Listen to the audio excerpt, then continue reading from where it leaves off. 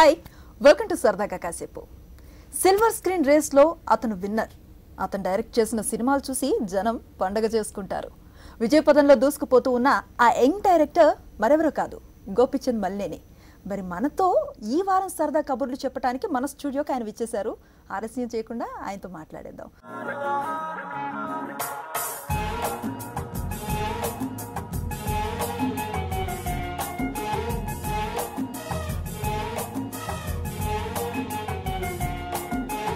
Hello అండి, ఎలా ఉన్నారు? ఫైన్ అండి, వెరీ ఫైన్. సో చిన్న గ్యాప్ వచ్చినట్లుంది, ఎంజాయ్ చేస్తున్నారా? యాక్చువల్గా విన్నర్ రిలీజ్ అయిన తర్వాత నేను అంటే ఈ పర్టికులర్గా ఈ సినిమాకి ఎక్కువ టైం ఫ్యామిలీని మిస్ అయ్యాను. సో అందుకని ఫ్యామిలీ తోటి మా నేటివ్ ప్లేస్కి వెళ్ళేసి వచ్చాను. ఓకే, వెకేషన్ అనేసరికి ఎక్కడైనా విదేశాలకు వెళ్ళిపోతూ ఉంటారు కదా, మీరేంటి నేటివ్ ప్లేస్కి వెళ్ళానంటున్నారు? నాకు మా ఊరు ఫ్రెండ్స్ వాళ్ళందరం కలవటం ఇష్టం. ఓకే, మాది ఒంగోలు దగ్గర ఒక విలేజ్. సో విలేజ్కి వెళ్తే మళ్ళీ క్రికెట్ ఆడుకోవడం అంతా మళ్ళీ బాల్యంలోకి వెళ్ళిపోతారు. సో మీరు చాలా యంగ్ డైరెక్టర్, ఎంతో హార్డ్ వర్క్ చేస్తే కానీ చాలామందికి త్వరగా అవకాశాలు రాని ఇండస్ట్రీ సినిమా ఇండస్ట్రీ అని చెప్పొచ్చు. మరి మీకు ఆపర్చునిటీస్ ఎట్లా వచ్చినాయి, ఎలా సక్సీడ్ అవ్వగలిగారు? బాగా హార్డ్ వర్క్ చేశాను. అంటే మోర్ దాన్ నేను ఒక 15 ఫిలిమ్స్ వరకు అసిస్టెంట్గా అసోసియేట్గా వర్క్ చేశాను. ఎంతమంది దగ్గర అసిస్టెంట్ డైరెక్టర్గా చేశారు మీరు? అంటే నేను కేఎస్ నాగేశ్వరరావు గారు, ఇంకా కొంతమంది డైరెక్టర్ చేశారు. తర్వాత శ్రీనివైట్ల గారి దగ్గర శ్రీనివైట్ల గారికి ముందు ఈవీవి గారి దగ్గర ఒక 2 ఫిల్మ్స్ వర్క్ చేశాను. అమ్మ ఒకటో తారీఖు అని ఒక ఫిల్మ్, థ్యాంక్ యూ సుబ్బారావు అని, చాలా బాగుంది. ఆ ఫిలిమ్స్ అయిన తర్వాత నేను శ్రీనివైట్ల గారి దగ్గరకు వచ్చాను. ఓకే, శ్రీనివైట్ల గారి దగ్గర నేను ఉషా కిరణ్ వాళ్ళది ఆనందం ఆనందం అయ్యి, తర్వాత వెంకీ అందరివాడు చిరంజీవి గారి ఫిలిం డి వర్క్ చేసి అక్కడి నుంచి నేను మురుగదాస్ గారి దగ్గర స్టాలిన్ ఫిలింకి. స్టాలిన్ తర్వాత లక్ష్యం, గోపీచంద్ సినిమా లక్ష్యం, కంత్రి, బిల్లా వచ్చి last film as a associate. Okay, అది మెహర్ రమేష్ డైరెక్టర్.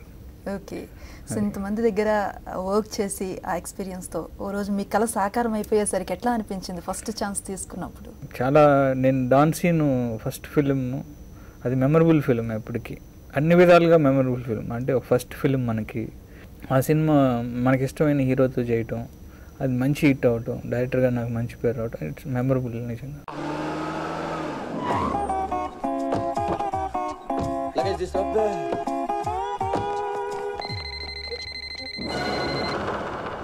నీకు ఫోన్ ఏంట్రా? నువ్వు మూగోడే కదా, ఎలా మాట్లాడతావురా?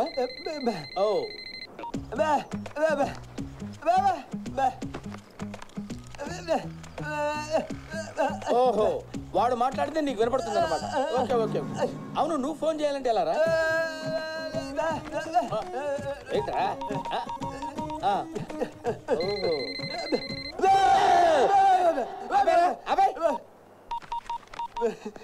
నీ పనే బాగుందిరా. అవుట్ గోయింగ్ అవసరం ఉండదు, ఇన్కమింగ్ రెస్పాన్స్ ఉండదు. నవ్వకరా రే, నువ్వు నవ్వకరా. దా.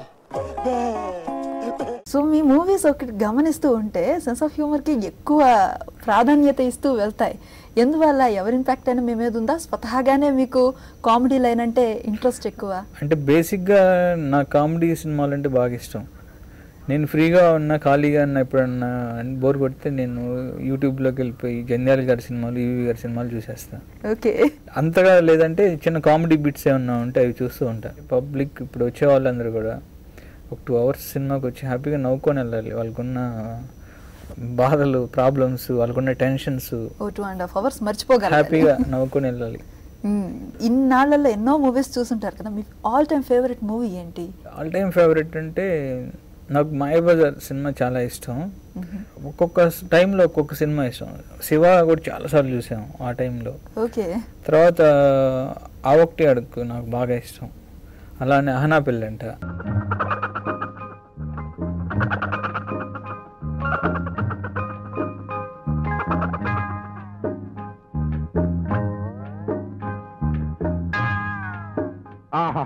అద్భుతం. కోడిని వేలాడదీసి దాన్ని చూస్తూ ఉత్తన్నం తింటున్నావా సింగర్స్ వచ్చినోడా? రేపటి నుంచి బియ్యపు గింజని భూతత్వంలోంచి చూస్తూ మంచినీళ్ళు తాగరా, కడుపు నిండుతుంది. పెళ్లిలో తద్దిన మంత్రాలు చదివేవాడి మొహంలో మొహం చూడు, పోతావు రే, నాశనం అయిపోతావు. రైట్. మరి నెక్స్ట్ ప్రాజెక్ట్ కోసం ఎట్లాంటి కసరత్తు నడుస్తోంది ప్రస్తుతం? నెక్స్ట్ స్క్రిప్ట్ ఒకటి యూనిక్గా ఉండే స్క్రిప్ట్ చేస్తున్నానండి. ఎంటర్టైన్మెంట్ ఉంటుంది, బట్ మంచి ఒక డిఫరెంట్ కాన్సెప్ట్ తోటి చేస్తున్నాను ఈసారి. ఓకే. మరి నెల్లూరు కాలేజ్ డేస్ ఏమైనా గుర్తున్నాయా? నెల్లూరు నేను అది ఒక మెమరబుల్, అది విఆర్ కాలేజ్ అని అక్కడ చదివాను నేను నెల్లూరులో ఇంటర్మీడియట్.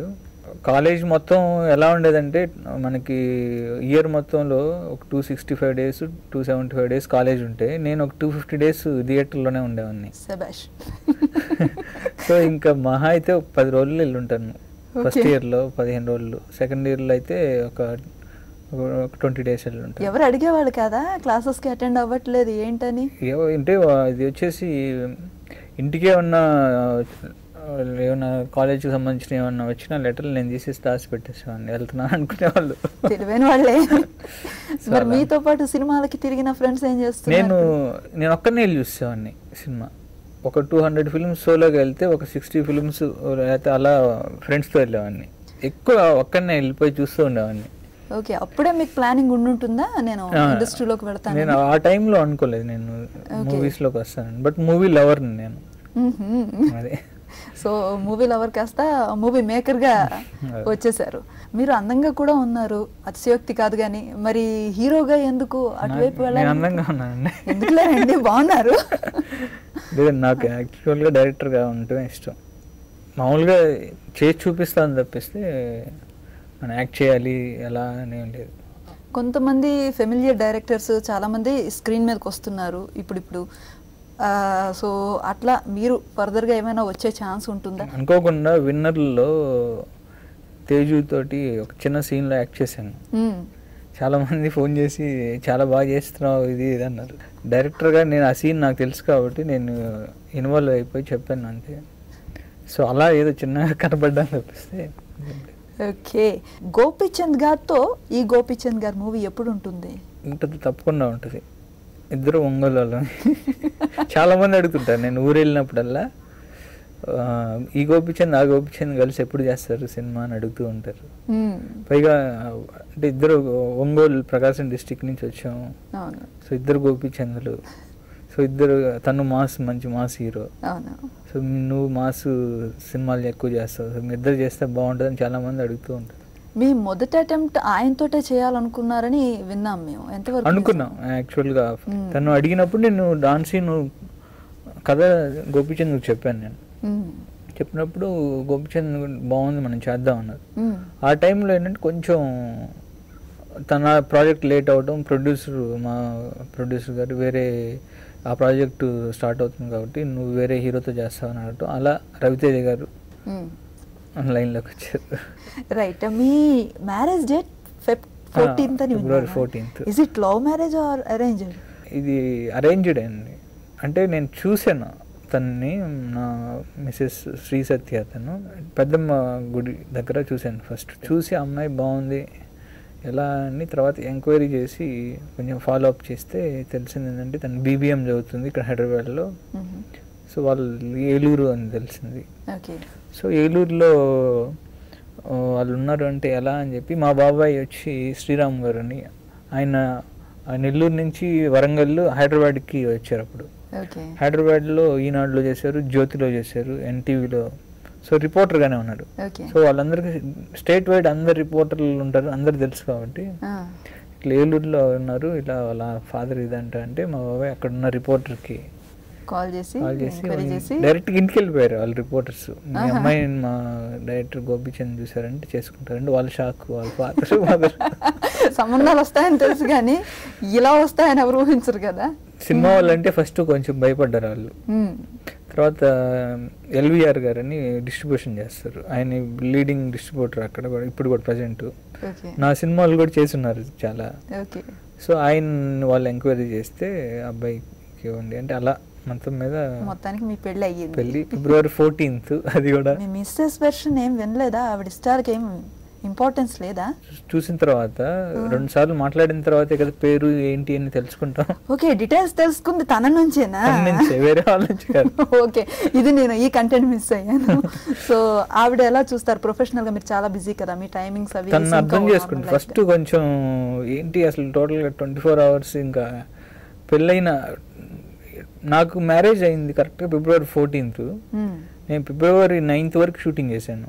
9th నుంచి గ్యాప్ ఇచ్చి 10th నుంచి 4 రోజులు, తర్వాత 14 తర్వాత ఇక్కడ ఎంగేజ్మెంట్ 17 జరిగింది హైదరాబాద్లో. పెళ్ళి వచ్చి ఏలూరులో జరిగింది. మళ్ళీ 18th నుంచి షూటింగ్.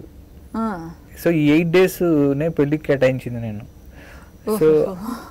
సో February 18th నుంచి స్టార్ట్ అయ్యి June release film bulb. So ఈ టైంలో తనతో అసలు ఎక్కువ స్పెండ్ చేయలేదు. మ్యారేజ్ జరిగిన తర్వాత కూడా మాకు షెడ్యూల్స్ అలా ఉండిపోయినాయి. తనకి ఫస్ట్ కొంచెం టెన్షన్ పడే ఉండొచ్చు, తర్వాత అర్థం చేసుకుంది. తర్వాత నేను ప్రతి సినిమా అయిన తర్వాత తను ఎక్కడో చోట బయటికి తీసుకెళ్ళిపోతాను. అంటే ఒక 1 week ఫ్యామిలీకి కేటాయి. మూవీస్ ఒకటి గమనిస్తూ ఉంటే సెన్స్ ఆఫ్ హ్యూమర్ కి ఎక్కువ ప్రాధాన్యత ఇస్తూ వెళ్తాయి. ఎందువల్ల? ఎవరి ఇంపాక్ట్ అయినా మీ మీద ఉందా? స్వతహాగానే మీకు కామెడీ లైన్ అంటే ఇంట్రెస్ట్ ఎక్కువ? అంటే బేసిక్గా నా కామెడీ సినిమాలు అంటే బాగా ఇష్టం. నేను ఫ్రీగా ఉన్నా, ఖాళీగా ఉన్నా, ఎప్పుడన్నా బోర్ కొడితే నేను యూట్యూబ్లోకి వెళ్ళిపోయి జంధ్యాల గారి సినిమాలు, యూవి గారి సినిమాలు చూసేస్తాను. ఓకే, అంతగా లేదంటే చిన్న కామెడీ బిట్స్ ఏమన్నా ఉంటే అవి చూస్తూ ఉంటాను. పబ్లిక్ ఇప్పుడు వచ్చే వాళ్ళందరూ కూడా ఒక 2 hours సినిమాకి వచ్చి హ్యాపీగా నవ్వుకొని వెళ్ళాలి. వాళ్ళకున్న బాధలు, ప్రాబ్లమ్స్, వాళ్ళకున్న టెన్షన్స్ 2.5 hours మర్చిపోగలరు, హ్యాపీగా నవ్వుకొని వెళ్ళాలి. ఇన్నాళ్ళల్లో ఎన్నో మూవీస్ చూసుంటారు కదా, me all time favourite movie ఏంటి? ఆల్ టైమ్ ఫేవరెట్ అంటే నాకు మాయాబజార్ సినిమా చాలా ఇష్టం. ఒక్కొక్క టైంలో ఒక్కొక్క సినిమా ఇష్టం. శివ కూడా చాలాసార్లు చూసాం ఆ టైంలో. ఓకే, తర్వాత ఆ ఒకటి అడుగు నాకు బాగా ఇష్టం. అలానే అహనా పెళ్ళంట కోసం ఎట్లాంటి కసరత్తు నడుస్తుంది ప్రస్తుతం? నెక్స్ట్ స్క్రిప్ట్ ఒకటి యూనిక్గా ఉండే స్క్రిప్ట్ చేస్తున్నానండి. ఎంటర్టైన్మెంట్ ఉంటుంది, బట్ మంచి ఒక డిఫరెంట్ కాన్సెప్ట్ తోటి చేస్తున్నాను ఈసారి. ఓకే, మరి నెల్లూరు కాలేజ్ డేస్ ఏమైనా గుర్తున్నాయా? నెల్లూరు నేను అది ఒక మెమరబుల్, అది విఆర్ కాలేజ్ అని అక్కడ చదివాను నేను నెల్లూరులో ఇంటర్మీడియట్.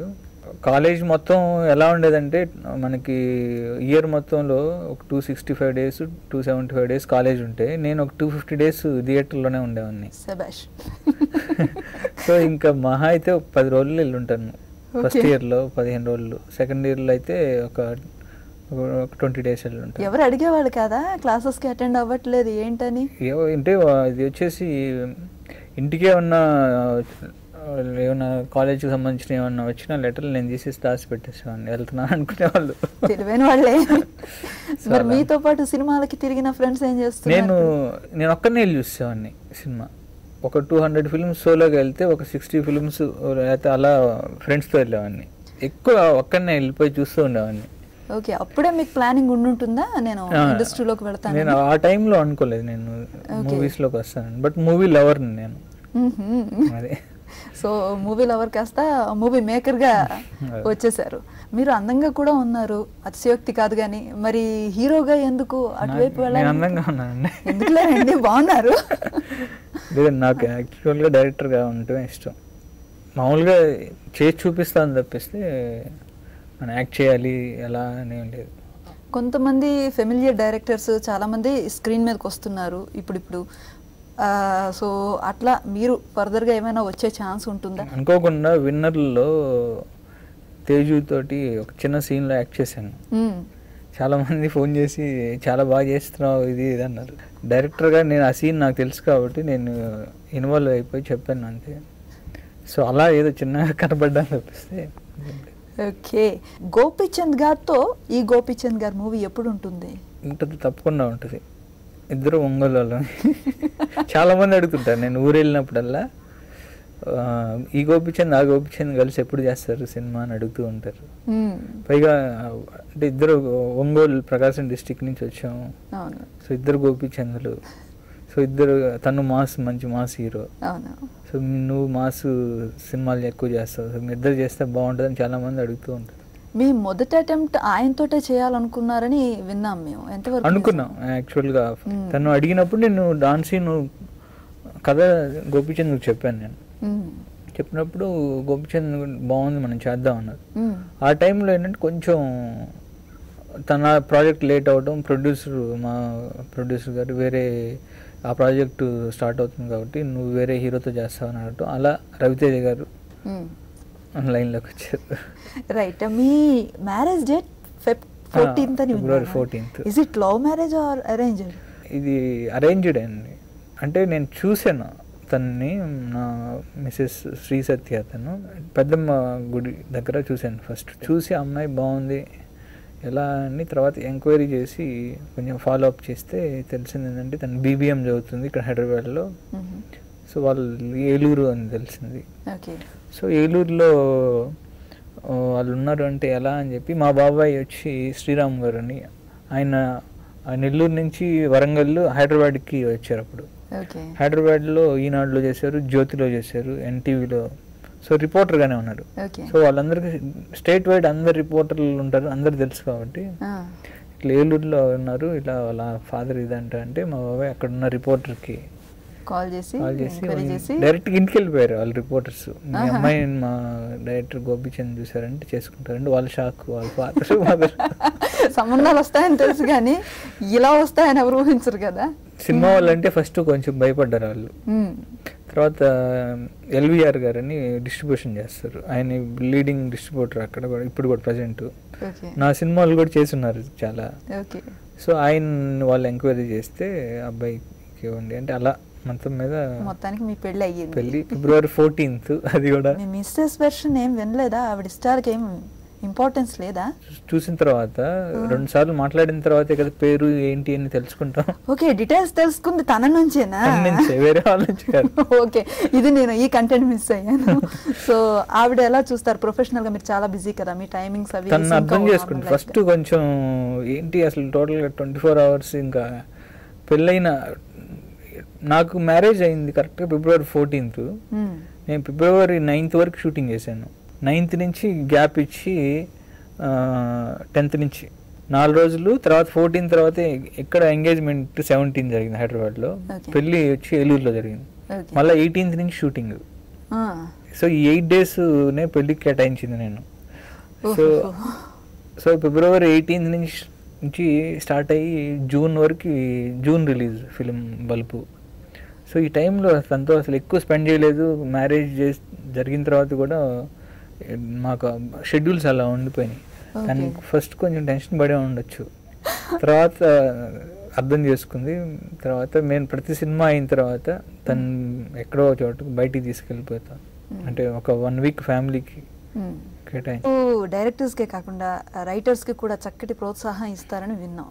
సో రైటర్స్కి డైరెక్టర్స్కి ఉండాల్సిన ర్యాపో ఎట్లా ఉండాలని మీ ఒపీనియన్? అసిస్టెంట్ డైరెక్టర్గా ఉన్నప్పటి నుంచి రైటర్స్ తోటి మంచి ర్యాపో ఉండేది. వాళ్ళతోటి ఏదైనా బాగా మంచి సీన్స్, మంచి డైలాగ్స్ వస్తుంది. సార్ భలే సీన్ వచ్చేది సార్, చాలా మంచి డైలాగ్స్ రాశారు, ఆయన కలిసినప్పుడు చెప్పడం, ఫోన్ చేసి చెప్పడం, అలా చేస్తూ ఉండేవాళ్ళం. నాకు ఎక్కువ క్లోజ్ అయింది కోన వెంకట గారు. కోన వెంకట గారితో చాలా, అంటే నేను స్క్రిప్ట్ వర్క్లో కూడా కోన వెంకట గారితో కూర్చునేవాళ్ళం. ఏంటి ఇప్పుడు వెంకీకి, డీకి, ఆ సినిమాలకి ఫుల్ ప్లెజ్డ్గా స్క్రిప్ట్ సైడ్ కోనా గారితో, శ్రీను వైట్ల గారు, గోపి మోహన్ మేము కూర్చున్నాం. సో అప్పుడు కోనా గారితో నాకు మంచి ర్యాపో ఉంది, మంచి పరిచయం, చాలా క్లోజ్గా ఉండేవాళ్ళం. సో అక్కడి నుంచి నా సినిమాలన్నిటికీ కూడా నేను డైరెక్టర్ అయితే కోనా గారు అన్ని ఫిక్స్ అయిపోయాను. నేను టైమింగ్ కూడా అలా ఇద్దరు కరెక్ట్గా మ్యాచ్ అవుతుంది. సో నా అన్ని సినిమాలకి ఆయన స్క్రీన్ ప్లే డైలాగ్స్ ఆయనే చేశారు. కోనా గారిని గుర్తు చేశారు కాబట్టి ఆయన మీ గురించి ఏమన్నారు ఒకసారి చూద్దాం. హాయ్ గోపి, ఎలా ఉన్నావు? Very fine. So I hope it's a surprise for you. నాకు గుర్తుండే నువ్వు వెంకీ ఎప్పుడు మనందరం ఫస్ట్ టైం కలిసాం.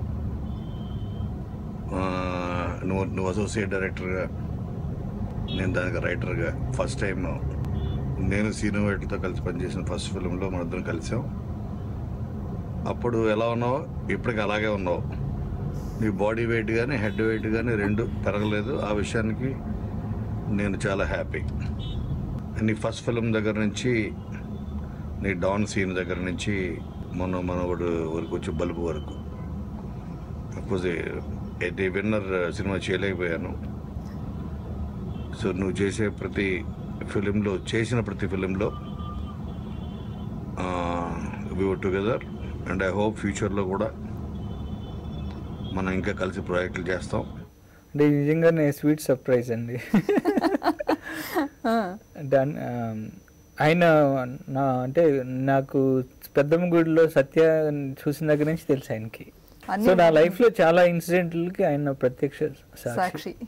ఇప్పుడు సరదాగా ఒక క్వశ్చన్, హారర్ మూవీస్ బాగా నడుస్తూ ఉన్న రోజులు కదా, ఫర్ సపోజ్ గోపి గారు హారర్ మూవీ చేస్తే ఎట్లా ఉంటుంది? డెఫినెట్గా నేను హారర్ బాగా ఇష్టపడతానండి. అవునా?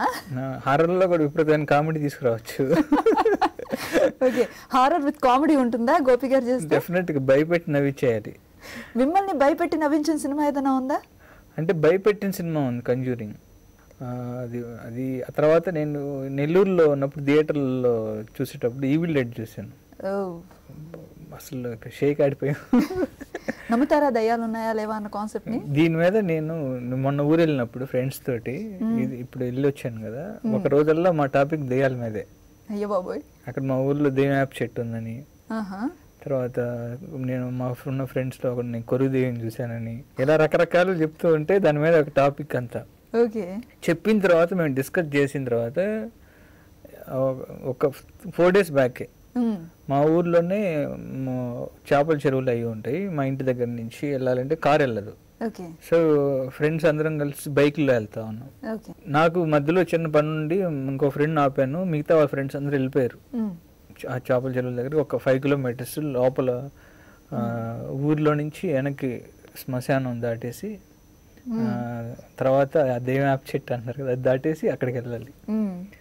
సో నైట్ 9 అనుకుంటాను, అందరూ అక్కడ చెరువుల దగ్గర ఉన్నారు. నేను ఇంకో ఫ్రెండ్తో పాటు బైక్ ఎక్కాను. ఒక ప్లేస్ తీసుకెళ్ళి సడన్గా బైక్ ఆపి, మా ఇక్కడ అదేదో చేశారంటే చేతబడి అనగా సడన్గా ఒకసారి ఆగిపోయాను. ఫ్రెండ్స్ ఒక ఫ్రెండ్ ఒకసారి చూస్తే మొత్తం చీకటిగా ఉంది. ఈరోజు అమావాస్య కాదు కదా, ఇంత చీకటి ఉంది అని ముందు డౌట్ స్టార్ట్ అయింది. అక్కడి నుంచి చెరువు దగ్గరికి వెళ్ళే లోపు వెనక్కి తిరిగి చూసుకోవటం, చిన్న తెలియని ఒక చిన్న షివరింగ్ అయితే ఆ రోజు వచ్చిందా?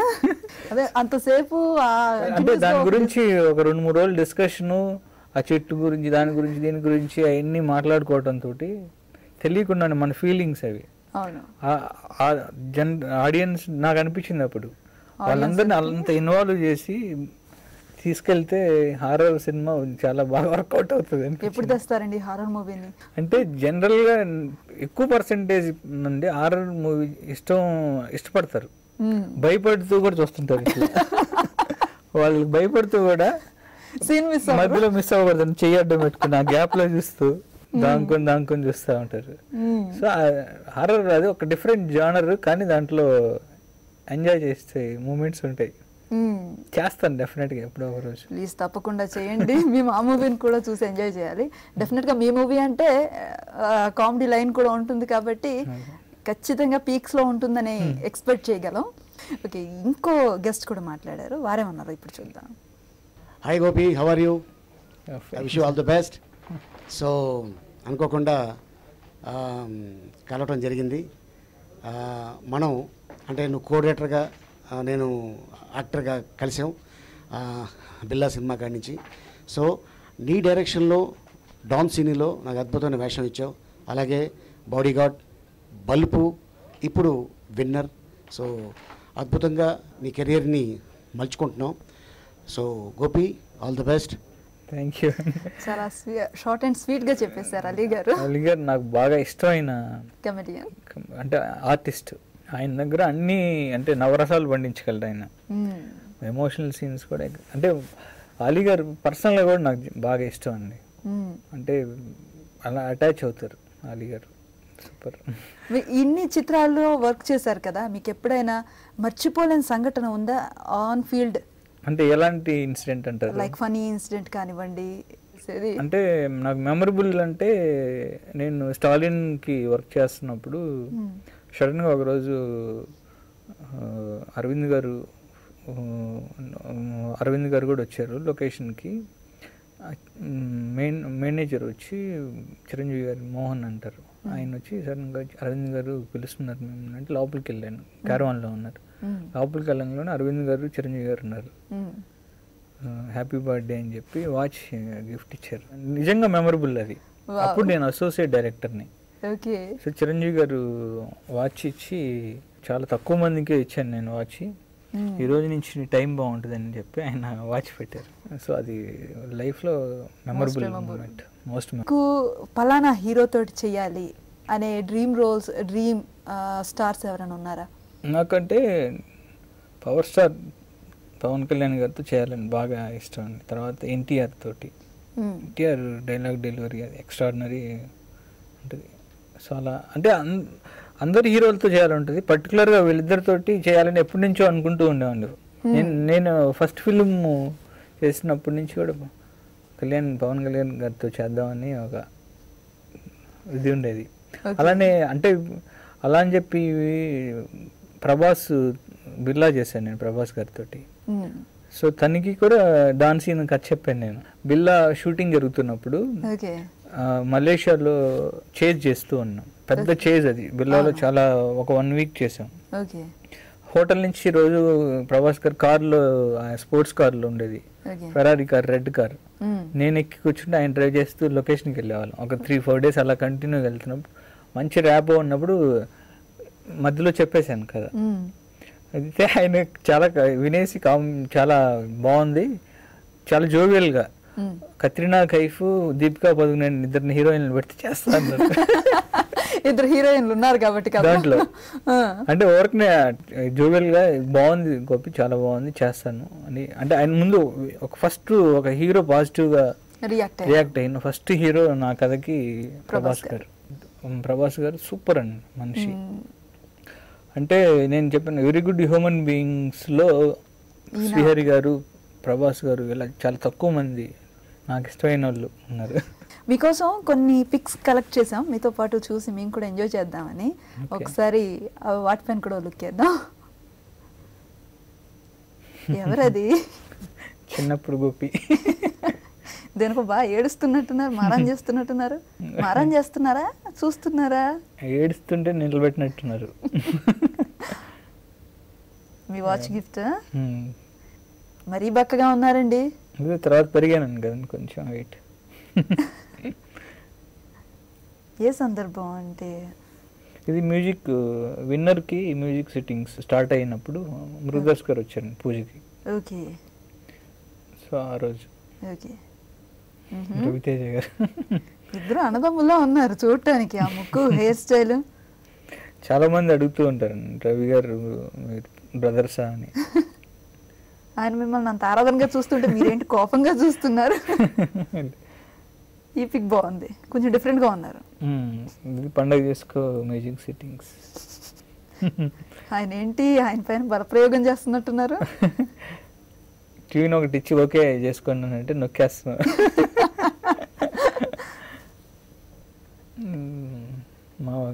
మావాడు సాత్విక్ వైఫ్. తప్పులేదు, ఫస్ట్ లుక్ లోనే మీరు ఫ్లాట్ అవటానికి రీజన్ ఉంది. మీరు లక్కీ, నిజంగా లక్కీ కదా. సో మా ప్రేక్షకుల కోసం సరదాగా వచ్చారు కాబట్టి ఏమైనా చెప్తారా? నేను ఒకటే అండి, పుట్టిన మన ఊరిని, పెరిగిన మన ప్లేస్ని మర్చిపోవద్దు ఎవరు.